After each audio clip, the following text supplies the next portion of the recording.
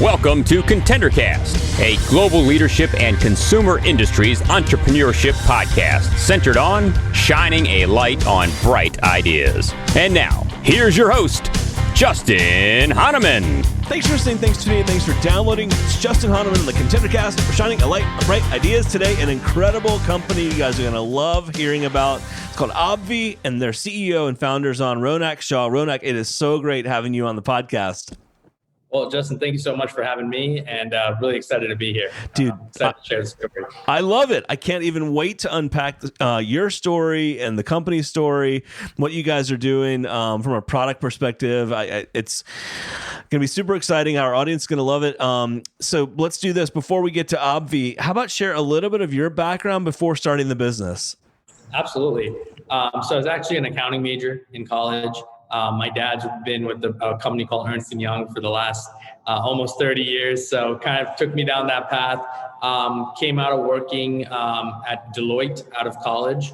Was really going down that Big Four journey after being an accountant. Got a gig to actually become a controller at a startup. So kind of took that risk and, could always come back to accounting. Absolutely. The startup I worked at, actually, they required you to do 2 shifts. So you work 9 to 6, go home, shower, eat, come back around 8 or 9 p.m., and you work till 2 a.m., 6 days a week. Oh my gosh. Your only day off was Saturday. Wow. It was fascinating because you were in your own ecosystem. You didn't even know there was a world that existed outside because your friends were there. Everything was all there. So during my second shift as a controller, didn't have much to do. So picked up on marketing, learned a ton, asked a lot of questions. Being a numbers background guy, got to ask questions that weren't like, hey, teach me marketing. It was, well, why are you doing this? And the why kept me down a really extended journey. Got to meet a couple of my best friends that today have become partners at Obvi. But after being at the company that we all started at for working there for a few years, we, 3 of us, we decided to leave and start our own marketing agency because we had the skill set to, that at least we thought, to go and advise other brands on kind of what it takes to build a digital first CPG brand. Wow. And talk about what that means when you say a digital first CPG brand. What did that mean for you guys? Yeah, I think CPG has forever had a connotation of retail, right? Totally. And digital over the last 8 to 10 years has really started to say, hey, well, CPG can also play in the digital world, and we are big believers in digital can actually own the CPG world. I love that. Okay, so this brings us up to Obvi, and you guys, you're 2 or 3, almost 2.5 years into this now. So tell us about the idea here and how you took it from a conversation to bringing it initially to life. Absolutely. So at the marketing agency, we were specializing in working with health and wellness brands. After doing that for 6 years, we basically said, well, I think we got everything we needed to learn. We considered our years at the company we worked at, our high school years. We considered our marketing agency years as our college years, where we really focused on a major. Yeah. And Obvi is actually what we consider our final thesis. Oh, no way. So, that's kind of cool. I love that. Yeah, it is in our perception. So we wanted to stick into the health and wellness brand space, but we didn't want to go into sports nutrition, which is where you find your pre-workouts and whey proteins. Absolutely. We wanted to go the other side in an industry called nutracosmetics, which is getting cosmetic benefits through nutrition. And the leader within that industry is collagen. And so when we started looking at collagen, we said, this is a pretty boring product. Right. It's a pretty boring space. Gotta love collagen. Just kidding. Exactly. Right? It just doesn't sound. No one's excited about collagen. And so we wanted to say, we wanted to bring in our craft and say, well, we're going to disrupt this market. We're going to make it exciting. We're going to make it fun, and we're going to make it pink. Make it pink. I love it. Oh, that's your color. I see that. Yeah. Yeah. So very cool. So you've defined somewhat of a market. How did you go from a conversation at the agency to actually starting to mix product and like getting something that's real? Yeah.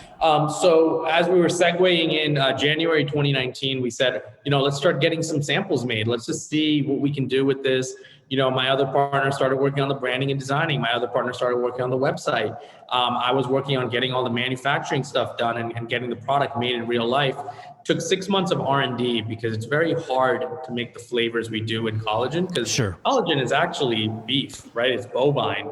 And it's pretty hard to mask, right? When you're eating, especially if you eat steak, it's hard to mask that flavor. Totally. So, took some months, but June 2019, we actually launched the brand. Wow. Amazing. So as you were looking at getting started and creating product, at least based on what my homework on you finds, you weren't in like the food space or beverage space. How did you sort that out and figure out like, how do you make a product that's like saleable and put it in a package? Yeah, no, I think it was cool for us to get the experience we did at our marketing agency, which was work with supplement brands and health and wellness brands. Got it. That definitely helped us gain a little exposure. We didn't get all the answers, obviously, written out for us, but we had some exposure of, okay, this is at least the process. And we definitely had to, go through some of our challenges, though, to learn it on our own, too. Sure. That makes sense. So what were some of the first steps to getting things started from a business perspective? Yeah, I think, for us, the biggest thing was focusing on what we're good at, which was digital marketing, Facebook advertising, Instagram advertising. Got it. So that's how you started building the brand almost. Exactly. Got it. Exactly. And did you go there before you had product, or did you have product and then go there? We actually went there before we had product. We started hyping it up. Yeah, that's so funny. Yeah, we had to tease it. Definitely, we're almost like operating as this pre-revenue company. Right. Without even tangible product, but definitely wanted to build some hype of what's to come. That's really cool. So talk about the initial product releases and formulation and whatnot that was available then, and then what's available now. Cool. When we launched with 2 products. And it was a fruity cereal and cinnamon cereal flavored collagen. So it literally tastes like the milk left over after you have a bowl of cereal. Oh, okay. And so we launched with those 2 flavors, and our biggest thing was, why have unflavored collagen when you can have collagen that tastes good? Right? That's a great point. So I agree. We focus on taste, and we focus on science. So what we said in the front of the label, we got to make the product look taste good. On the back of the label, we got to make sure it's scientifically one of the strongest selling formulas. So we have a collagen that's fortified with added vitamins and minerals that helps the absorption rate. So really focus on both ends of it. It's not just a pretty label in pink. I love that. So you start with the 2, and did you have like manufacturing figured out and whatnot, or how did that initially work? And how did you decide like how much to make it first? Yeah, it's a great question. We had a manufacturer. Probably not the best one because they didn't have our best interests, but it was a great learning point because we had to start somewhere. Got it. Fast forward 6 months down, at the end of 2019, we got the opportunity to go and work with who we work with today, which is one of the leading manufacturers in the United States for collagen. And they're incredible for us. And we've been with them for the last 2 years now. Got it. And that comes with, you don't know until you're in it, right? With certain business partners. Now, you mentioned a group of you were working together at the agency, and I'm guessing a group of you helped get the business started. How did you guys divide up responsibilities? Are there things like you were best at and others were best at? What did that look like? Yeah, and I think this is where I'll probably say we got a little bit lucky. The 3 of us that decided to become best friends also decided to make sure we have completely distinct skill sets. So my one partner, he's a completely brand animal. He can create, design, brand anything. My other partner, he's extremely good at paid marketing and knows Facebook, Instagram, Snapchat, TikTok inside out. And I'm really good with the numbers, the operations piece, and really being the glue of putting things together. So we kind of stay in our own lanes and just perfect our crafts and become better at what we are supposed to do. That's really cool. So you mentioned that you come out with 2 products initially. You're doing a lot of, I'd say, digital marketing and whatnot. When did you start seeing sales come in? When did you start saying, okay, I think we got something here? Yeah, I think, our first 6 months, we did about $170,000 in revenue. Wow, that's awesome. Yeah, we were happy with it, but it was definitely not. It was not putting all the food on the table. It was putting some. That's putting some. And were you guys having to ship it, product? Were you guys like packing boxes, or did you have like someone doing that for you? We actually had a 3PL from day one, and I'm glad we did because we just never had too much overhead. Right. It was just us three up until basically 2020. And then 2020, we really started expanding the product line to what is today over 31 SKUs. It's amazing. Multiple categories in protein and drinks. We're just about to get into gummies. And we really thought we had something when we finished off 2020 at 5.2 million in revenue. Wow. Amazing. 160,000 first 6 months, 5.2 million into the first year. Wow. I mean, about the first full year. How did you guys decide to expand so quickly and how did you decide on the categories? Yeah, that's a good question. We built what is today the second largest collagen community in the world on Facebook. If you look up Obvi Community, it is phenomenal what you'll see in there. It's 40,000 active members that are talking to each other every single day on the hour, by the hour, about Obvi. It's crazy. It's crazy. They're talking about collagen. It's insane. Who talks about collagen? I mean, a lot of people. All day, every day. That's crazy. It's amazing. And so that's all built up of our customer base.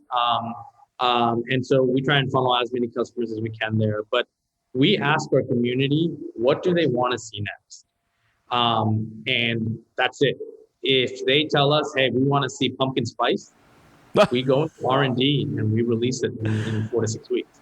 So everything is survey driven. Every single product SKU you see launched by Obvi was completely decided by our community. Wow. That's really cool.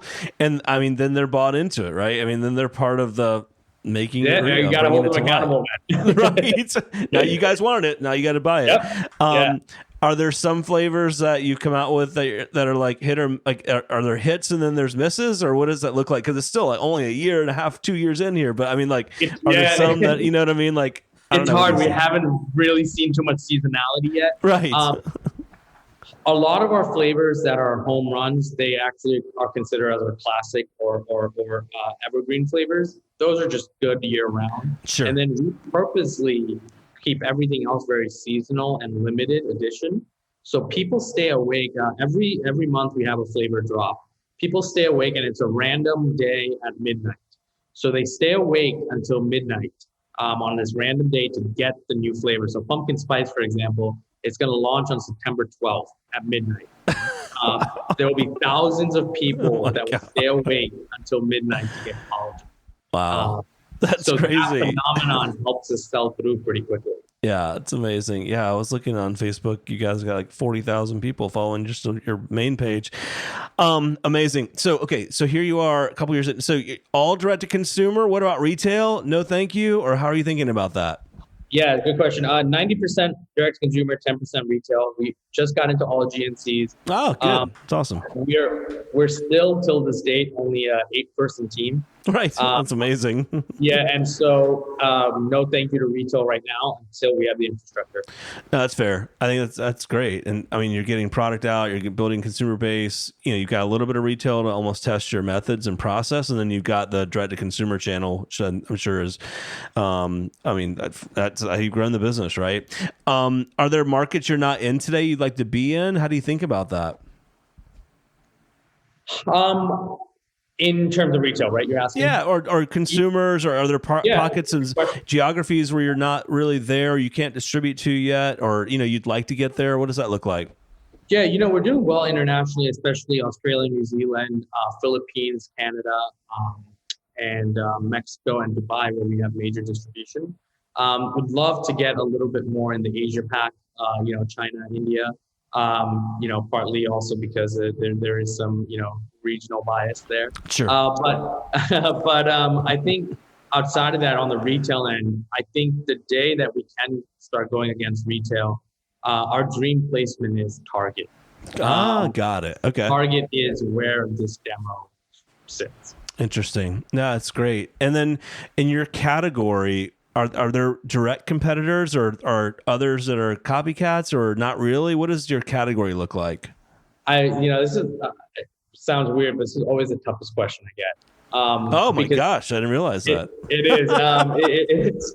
It's so tough because there is literally nobody else doing Collagen. what we're doing the way we're doing it. Got it. Now, can I easily tell you vital proteins or ancient nutrition like Dr. Ack? Yes, those are industry leaders in our category, but competitors, I don't think so because they're literally not doing What you're we're doing. Right. So I think in a way we're kind of in our own lane and just trying to be disruptive. And most disruptive brands technically don't really have much competitors in the space. They're just kind of making some noise. Yeah, that's fair. I could see that easily. As you look at the next 6 to 12 months, what are some of the keys to growth from your perspective? Yeah. Keys to growth, especially the next 6 to 12 months, we really want to focus on infrastructure and team build out. We've hand selected every single person who does work here. Everyone fits the culture. Everyone comes into the office every single day, COVID or not. We have we've really built a really good culture. And so building that team where we don't try and build too fast and just hire to hire. I want to continue to build for the culture, but I want to build at a little bit faster pace. So the next 6 to 12 months definitely looks like that. But I think the other thing is starting to get a little bit of retail because, you hit certain levels of where, all right, to get to the next tier of revenue or sales, you need a little bit of, legs from a retail partner. So we're not looking to get everywhere and anywhere fast. Just a couple of key places where I can double down our efforts to. That's really cool. By the way, on your site, it's so cool. You guys, it's myobvi.com. I see a lot of commerce sites. I think you guys have got a great one. One of my favorite features, though, is like when you're on the site, if you're just like looking at product and all, and then it's like it pops up this thing that says, John Smith just bought this flavor down in Gainesville, Florida. I'm like, oh God, that's so cool. I don't know, is that real time or are you guys faking? Are y'all faking me out? Like, authentic. And then Julie Smith bought something up in Milwaukee. It's like so crazy. It's actually really cool. Completely authentic. I love that. What do you guys use for a commerce platform? Shopify Plus. Very, very good. I always love to ask our guests what would be 2 or 3, biggest lessons learned you'd share with other entrepreneurs that are listening. You've been in this now for a couple of years, and it's cool because, you came from big company background, and here you are in the startup and entrepreneurship world, and blowing it out with an incredible product and brand here. What would be 2 or 3 pieces of advice you'd offer to our listeners? Yeah, 2 or 3. So one would definitely be focus on the people you have around you when you're about to start an initiative. If you're going to do it alone,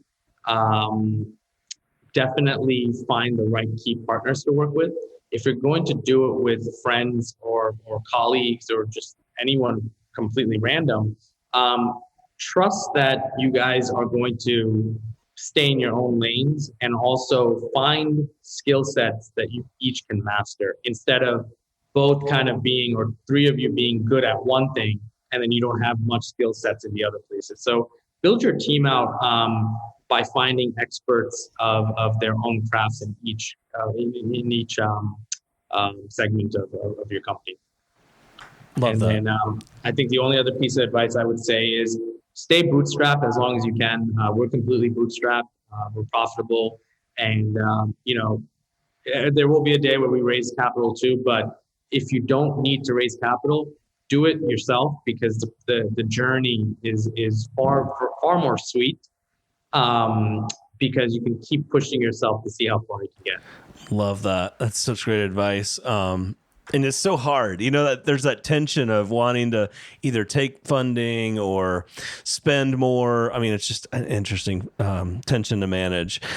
Shay, listen, man, this has been so great having you on our show. Share with our audience where they can find you, connect with you, get involved with the community, buy your product, etc. Absolutely. So you can definitely find me on LinkedIn. Love LinkedIn a lot. So Ronak Shah there. Website is myobvi.com. If you guys get a chance, join our Facebook community. It's not our Facebook page. If you type in Obvi community on Facebook, you can join it. It's a free community. Within 5 minutes in there, you'll definitely understand what we're trying to do. And then lastly, my Instagram handle is The Dedicated, TheDedicated. The Dedicated. Ooh, The Dedicated. I love that. Yeah, and kind of cool story. So for those of you who listen to a lot of our shows, you know, I literally most of our guests are sent over with PR folks, and in fact, every day I get emails from PR individuals with, "Hey, you should put this person on your show and whatnot." Ronak and I actually connected on LinkedIn, and then here we are together. So really, really cool. And I use LinkedIn for all kinds of things. So Ronak, man, it's been so great having you here. You guys are early days, so much runway in front of you, as I love to say, and I hope you'll come back on down the road and share more of your stories with us. I'm excited to have you back.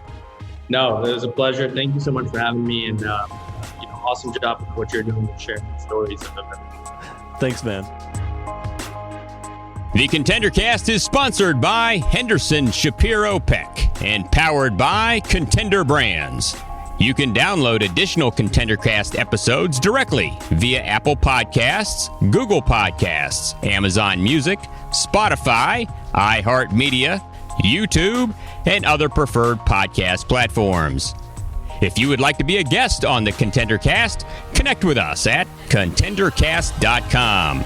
This is Brian Benson reminding you that every winner started as a contender.